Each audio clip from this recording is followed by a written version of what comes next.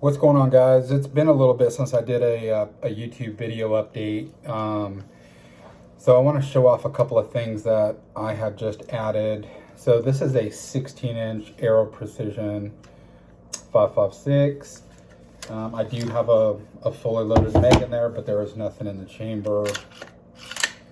So this is going to be kind of a multi-part video. So I am running this suppressed with a rugged razor 762 that I actually just got back from rugged. So anyway, what I really wanted to show off is this Reptilia Corp mount and the 45-degree offset that just came in the mail today. So I'm going to try and get this zoomed in there for you guys to get a little better look.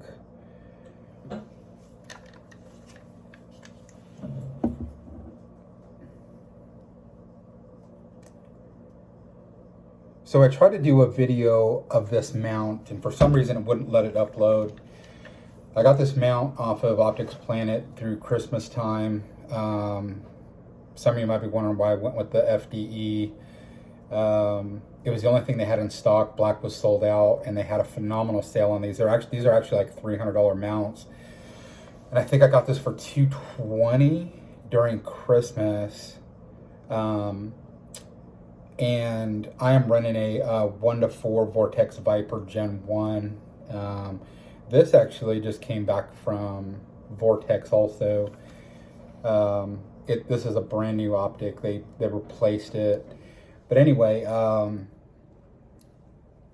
really wanted to run an offset red dot, and this mount doesn't give much room to run an offset mount by Arasaka or T-Rex arms like I've ran on my other ARs. I'm not a big fan of running a red dot behind the ejection port for the fact of blowback. Can get your glass pretty dirty, kind of like shooting a suppressed pistol. All that blowback masks that glass pretty quick. So anyway, I seen Reptilia Corp made a 90-degree and a 45-degree. So the 90-degree just being a top mount, but these turrets are too tall to run just the regular 90-degree mount. So this is the second Reptilia Corp mount that I ran. The first one I ran was a 193 on a miniature red dot. And what I have mounted to this is a Holosun 508T. And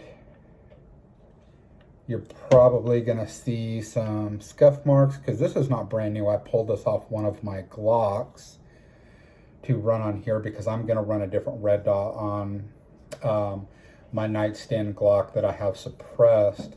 So I'm going to run a different red dot on that Glock. But anyway,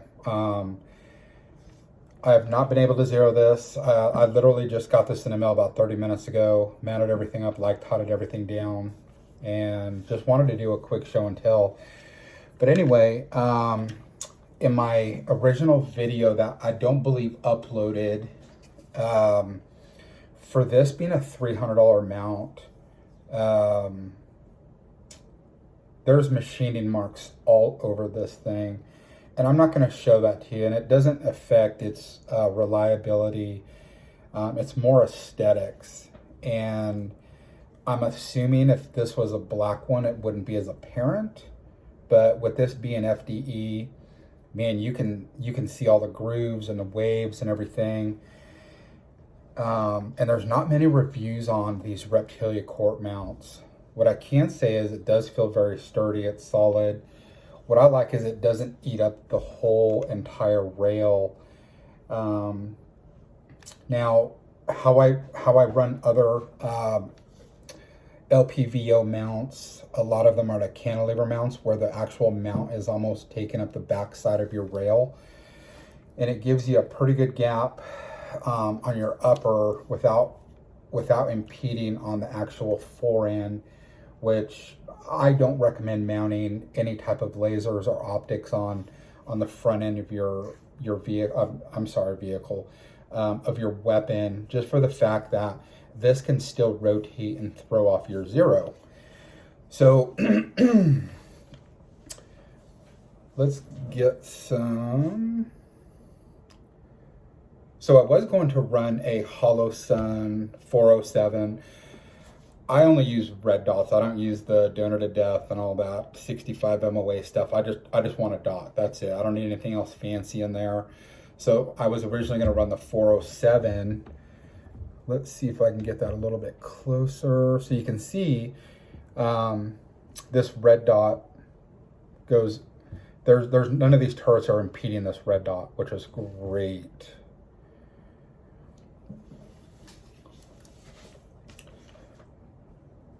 I want you guys to see that can a little bit. So, the thing I do like about the Reptilia Corp, probably not going to get it on video, but yeah, it's probably going to be too far away. But right in here is literature of your inch pounds for the mount itself and also the rings. So it's 45 inch pounds mounted to the rifle, and then 15 inch pounds to the optic. Here, I'm gonna flag you guys because I want y'all to see what this.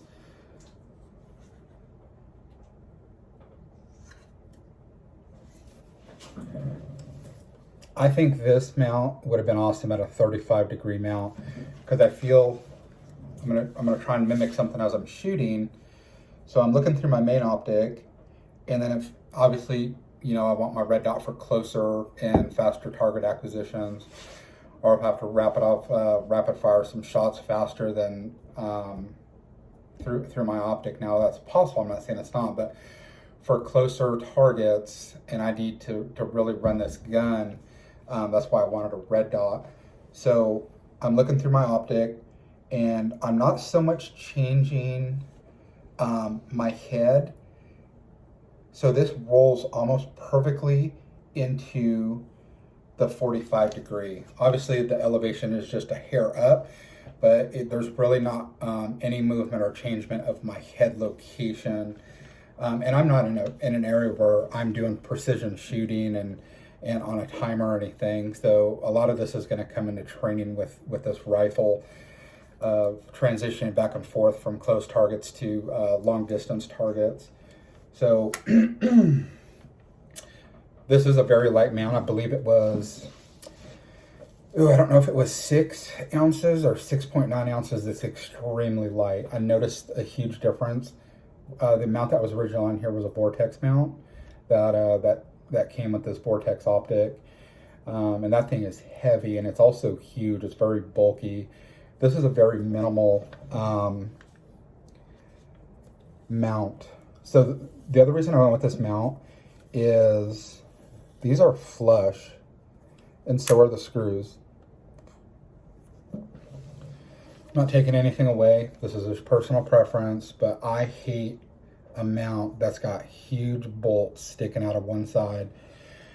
I don't remember the company. I think it was a Burris. Very similar cantilever. And it had huge bolts on the left side. And I can't tell how many times I've wrapped my fingers and knuckles on that thing. Whether it was me being clumsy or it just sucked that they were there.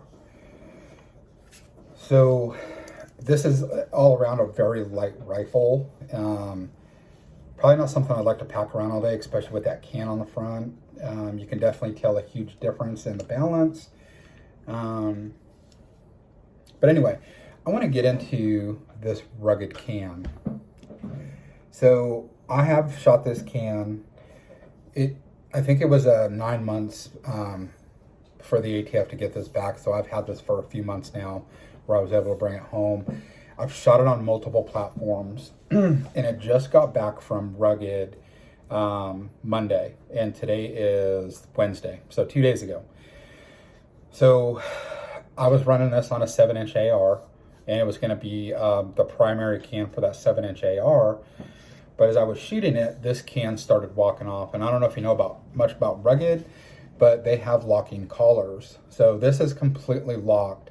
So to unlock it, you turn it counterclockwise and then you can remove your can. So I'm going to do a little demonstration here, and I sent a separate video to Rugged after I got this back. So I even sent in the muzzle device to make sure it wasn't a faulty muzzle device. So we're screwing this back on, and it's snug. And what I'm going to do is I'm going to turn this collar clockwise until it locks. And there's a stopping point on this when it locks. Won't let you turn it any further. Okay, this thing is secured and locked in there. And there's also on the muzzle device, I don't know if it's going to pick it up on camera, you can probably kind of see it, it says go. And when when the collar is unlocked, it'll say no go, which means, hey, your can is not fully seated. Do not move forward without locking this down. So anyway, we're fully screwed on. The collar is locked. I can unscrew this can while this collar is locked.